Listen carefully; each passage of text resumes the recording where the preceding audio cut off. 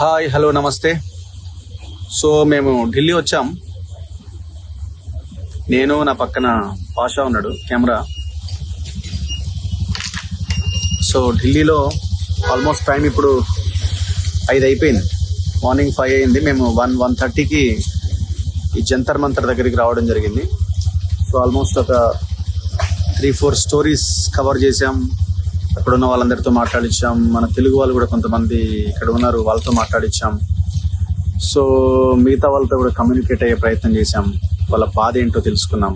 అత్యంత దారుణమైన దృశ్యాలు మనకు కనిపించినాయి. ఫుట్పాత్ల మీద అక్కడే తిని పాపం అక్కడే పడుకొని ఈ దేశంలో ఏదో మార్పు రావాలి అని, ఎడ్యుకేషన్ సిస్టమ్ మారాలని, సో ఈ పేపర్ లీకేజ్ ఇంకెంత కాలం అని విద్యార్థులు, యువత పెద్ద ఎత్తున ఇక్కడికి రావడం జరిగింది. జెన్జీ బ్యాచే కాదు, జెన్జీ ఆలోచనలు ఉన్న యూత్ కూడా వాళ్ళకి మద్దతుగా ఇక్కడికి రావడం జరిగింది. సో దీక్షా శిబిరం ఇటువైపున అటువైపున, సో 2 వైపులా దాదాపు ఒక 10-20 వేల మంది జనం మనకు అక్కడ కనబడుతున్నారు. సో ఇది ఒక మార్పుకు సంకేతంగా నాకు అనిపించింది. ఈ యువతలో ఉన్న చైతన్యానికి ఒక సంకేతంగా నాకు అనిపించింది. యువత అంటే పూర్తిగా నిర్వీర్యం అయిపోయింది, ఫోన్లలో ఉన్నది, లేకపోతే దావత్తులలో దీంట్లో బిజీగా ఉన్నారని మనం అనుకుంటాం. కానీ ఆ పరిస్థితి ఏం లేదు. ఇప్పుడు ఈ దేశాన్ని కానీ మన ప్రజల జీవితాలను కానీ మార్చగలిగే శక్తి ఈ యువశక్తికి మాత్రమే ఉన్నది. సో అత్యంత విలువైన సంపద ఈ దేశానికి యువశక్తి. మరి ఇట్లాంటి యువకుల యొక్క శక్తిని మన భారత ప్రభుత్వము తక్కువ చేయాలని చూస్తున్నది. తక్కువగా అంచనా వేసి లాఠీ చార్జ్ చేసి మొన్న తగిన మూల్యం చెల్లించుకున్నది. ఇప్పుడు దిగిరాక తప్పని పరిస్థితి ఏర్పడింది. సో మేము 5 అవుతున్నది. సో మీరు చూడొచ్చు. వచ్చిన తర్వాత మేము ఇప్పుడు ఏం చేయాలన్నది ఆలోచిస్తున్నాం. ఎక్కడ వెళ్ళాలి, ఎక్కడ అకామిడేషన్ ఏంటి అన్నది మేము ఏం ప్లాన్ చేసుకొని రాలేదు. సడన్ గా 5:30 అరౌండ్ ఆ టైంలో వెళ్ళలేకపోయాము అని అనుకున్నాము. సో అనుకొని సడన్ గా ఫ్లైట్ బుక్ చేసి రావడం జరిగింది. సో మాకు ఫ్లైట్ ఛార్జెస్ కూడా చాలా ఎక్కువైంది. ఎందుకంటే ఢిల్లీకి ఎక్కువ ఉంటుంది, దట్టు ఆల్ ఆఫ్ సడన్ గా బిఫోర్ 3-4 అవర్స్ ముందు బుక్ చేసినాం కాబట్టి చాలా ఎక్కువ పడింది. సో అయినా సరే రావాలని అనుకున్నాం, వచ్చాము. కానీ చాలా ఇక్కడికి వచ్చి మనం రిపోర్ట్ చేసినామన్న ఒక హ్యాపీనెస్ ఒకవైపున, అక్కడున్న దృశ్యాలు చూసి అసలు దేశం ఏమైపోతున్నది, ఎందుకు ఇంత దారుణంగా ఉన్నదని ఒకవైపున నాకు అనిపించింది. ఇక్కడ ప్రజలు కూడా ఆలోచించాల్సిన విషయం ఏంటంటే, అసలు మనం ఇక్కడ వాళ్ళు ఫుట్పాత్ల మీద పడుకొని చేస్తున్న ఆందోళన, మీ బిడ్డలే, మన బిడ్డలే, వీళ్ళంతా మీ పిల్లలే. సో మనమేమో ఓటుకి నోటు తీసుకొని, ఓటుకి మందు తీసుకొని మనమే అమ్ముడుపోతున్నాం, ఓటును అమ్మేసుకోవడం. ఇప్పుడు ఈ పరిస్థితి కారణం ఎవరు? ప్రజలది కూడా ఇందులో బాధ్యత ఉన్నది. విద్య ప్రైవేటీకరణ అయిపోయింది, కార్పొరేటీకరణ అయిపోయింది. వైద్యం కూడా ప్రైవేట్ వ్యాపారుల చేతుల్లోకి వెళ్ళిపోయింది. విద్యా వైద్యం అన్నది వ్యాపారం కాదు ఈ దేశంలో, భారత రాజ్యాంగం చెప్పిన దాని ప్రకారం. సో కాబట్టి విద్య వైద్యం వ్యాపారం అయిపోయినాయి. ఆ ఎజెండాగా ఎలక్షన్ జరుగుతలేదు. ఓటుకి నోటుకి ఫ్రీ స్కీమ్స్ కి మనం అమ్ముడుపోతున్నాం. సో కాబట్టి తక్షణమే కాబట్టి ప్రజలు ఆలోచించాలి. ప్రభుత్వాలు ఆలోచించట్లేదు. రాజకీయ నాయకులు మారాలి అంటే ఎట్లా మారుతారు? పులి శాకాహారి ఎట్లయితుంది? కాదు కదా. సో కాబట్టి ప్రజలుగా మనం కూడా మారాలి, బాధ్యతతో వ్యవహరించాల్సిన అవసరం ఉన్నది. ఓటుకు నోటు తీసుకోవడం ఆపాలి, ఓటుకు మందు తీసుకోవడం ఆపాలి. విద్య, వైద్యం, ఉపాధి, వ్యవసాయం ఇట్లాంటి అంశాలు ఎజెండా కింద తీసుకొని మనం ఓటు వేయాలి భవిష్యత్తులో. సో ఆ దిశగా మనం ఆలోచిస్తే తప్ప ఇందులో మార్పు రాదు. ఎన్ని హెజిటేషన్స్ వచ్చినా, ఎన్ని ఆందోళనలు వచ్చినా మార్పు రావాలంటే ప్రజలు ఓటు అనే ఆయుధాన్ని చాలా పక్కాగా, నిజాయితీగా ఉపయోగించాలి. సో అప్పుడు మాత్రమే ఈ దేశంలో మార్పు వస్తుంది. సో మళ్ళీ మనం ఇక్కడ ఇవాళ 5 అవుతుంది కాబట్టి మళ్ళీ మార్నింగ్ 10 o'clock అరౌండ్ ఆ టైంలో మళ్ళీ ఇక్కడ రావాలని అనుకుంటున్నాం. సో దాని తర్వాత సాటర్డే, సండే కూడా ఇక్కడే ఉండాలనేది నా ఆలోచన. I think Monday or Tuesday మళ్ళీ హైదరాబాద్కి రావాలని ఆలోచన చేస్తున్నా. చూద్దాం, చూసి ఆలోపుగా ఈ సమస్యకి ఏమైనా పరిష్కారం దొరుకుతుందా ఏంటి అన్నది. ఒక్కసారి ఈ దృశ్యం చూడండి. జంతర్ మంతర్ దగ్గర నాకు 4:30 తెల్లవారుజామున కనిపించిన దృశ్యమే.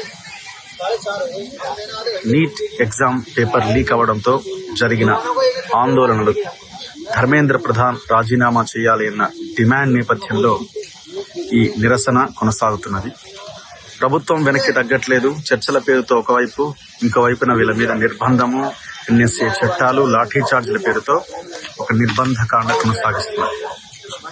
కానీ మీరెంత ఎంత ఎంత ప్రెజర్ పెడితే, మీరెంత మమ్మల్ని ఒత్తిడికి లోను చేస్తే, మీరెంత మా మీద దాడి చేస్తే మేము అదే స్థాయిలో ఇదే రకమైన శాంతి నిరసన వ్యక్తం చేస్తామని ఇగో ఈ భారత జాతి ముద్దు బిడ్డలు ఈ ధర్నా చౌక్, జంతర్ మంతర్ దగ్గర స్టేజ్ కి వెనకాల ఉన్న నేను, స్టేజ్ కి ముందు కూడా ఇదే పరిస్థితి. ఎక్కడికక్కడ ఫుట్పాత్ల మీద ఇక్కడే నిద్రిస్తూ, ఇక్కడే తింటూ, ఇక్కడే వీళ్ళందరికీ ఒకరినొకరు సర్వీస్ చేసుకుంటూ చాలా అద్భుతమైన పోరాటాన్ని ఈ భారత మాత ముద్దు బిడ్డలు చేస్తున్నారు. ఇక్కడ అన్ని నినాదాలు వినబడుతున్నాయి. భారత్ మాతాకి జై అంటున్నారు, జై శ్రీరామ్ అంటున్నారు, జై భీమ్ అంటున్నారు, వందే మాతరం అంటున్నారు. వినబడని నినాదం లేదు ఇక్కడ. సో వీళ్ళేమి యాంటీ హిందూస్ కాదు, యాంటీ నేషనలిస్ట్ కాదు, టెర్రరిస్టులు కాదు, నక్సలైట్లు కాదు, ఇంకేమీ కాదు. ఇవన్నీ కలగలిస్తే ఇవాళ రాజకీయ వ్యవస్థ. కానీ వీళ్ళు ఏమీ ఆశించకుండా ఈ దేశం కోసం పోరాటం చేస్తున్న యువకులు. ఇప్పటికైనా ప్రభుత్వాలు సిగ్గు తెచ్చుకోవాలి. దేశం మీకు రాసి ఇవ్వలేదు. ఈ దేశం కోసం పోరాటం చేస్తున్న ఈ యువకులదే ఈ దేశం. సో వీళ్ళు ఈ నెట్ ఇవన్నీ ఎవరో ఒకరు వాళ్ళకి ఇచ్చేసినటువంటివి. ఏ ఫుట్పాత్ మీద చూడు వీళ్ళే కనబడుతున్నారు. చూడండి,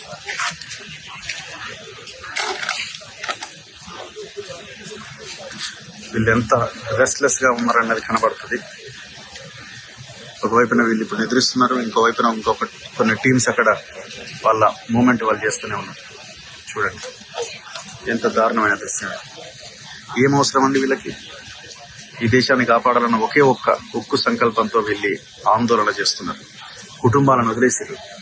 తల్లిదండ్రులకు చెప్పి మేము ఈ దేశం కోసం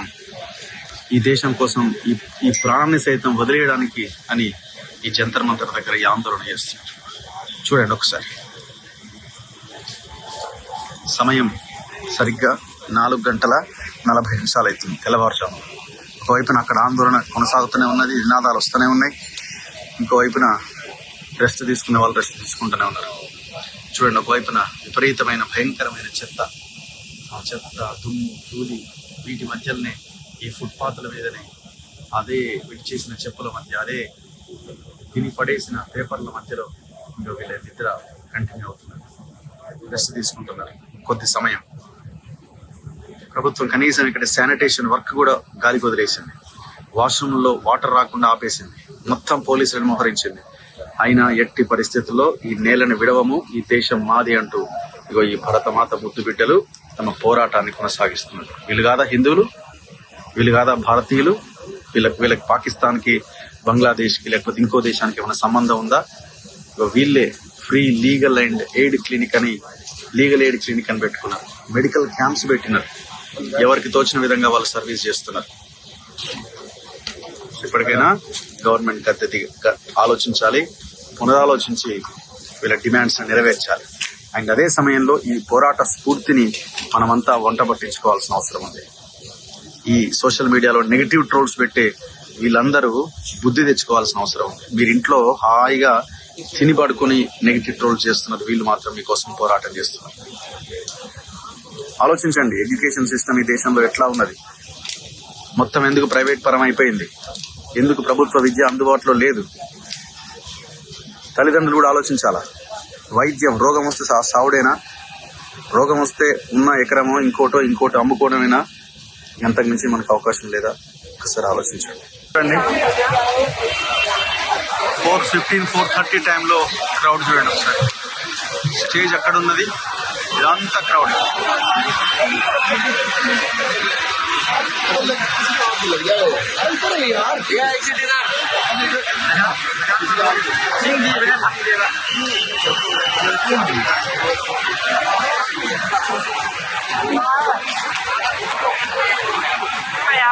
సో వీళ్ళు ఇట్లా సర్వీస్ చేస్తున్నారు, టవల్స్ బెడ్షీట్స్ ఇస్తున్నారు, డిస్ట్రిబ్యూట్ చేస్తున్నారు.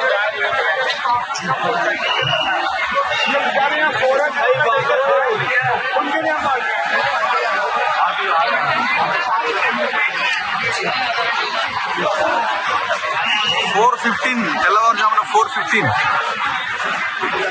సో నేను ఆల్మోస్ట్ 1:30కి ఇక్కడికి దిగిన, 1:30కి ప్లేస్కి వచ్చిన, స్టిల్ కంటిన్యూ అవుతూనే ఉంది.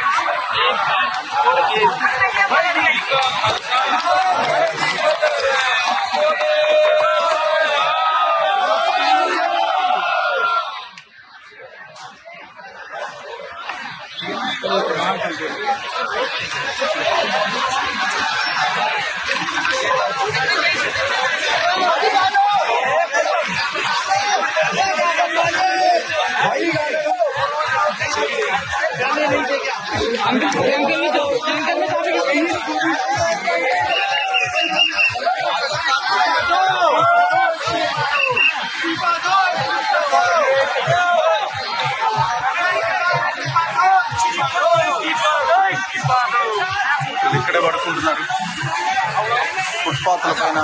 ఇక్కడంతా ఇట్లా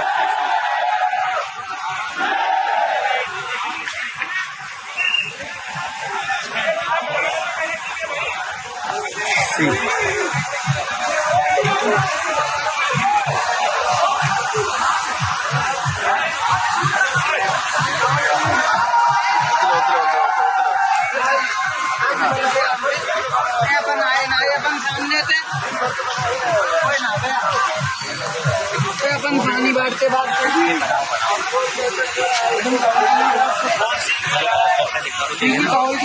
पब्लिक विल नो, लेडीज को अगर टॉवल की मिल जाए तो आप ले सकते हो. సో 4:15, 4:30 ఉన్న సిచ్యువేషన్ ఎంత భయంకరమైన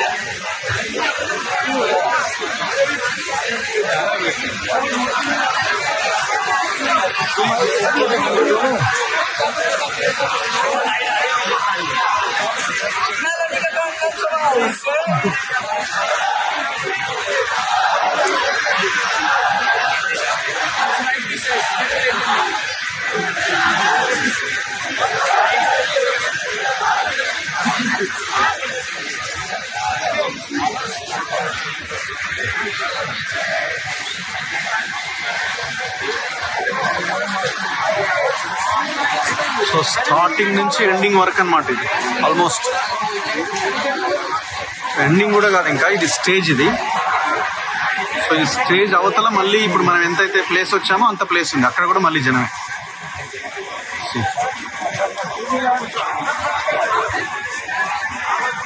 వాళ్ళకు వాళ్ళే సర్వీస్.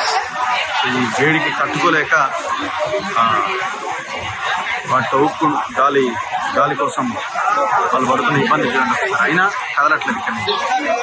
సో అది స్టేజ్ యాక్చువల్గా వాంగ్చుక్ దీక్ష చేసింది ఇక్కడే.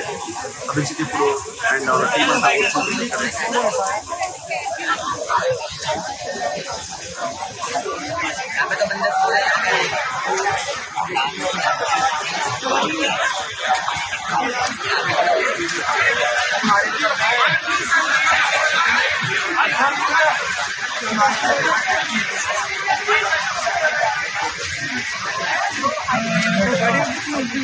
कुछ भी नहीं, वो सबसे बड़ी समस्या है.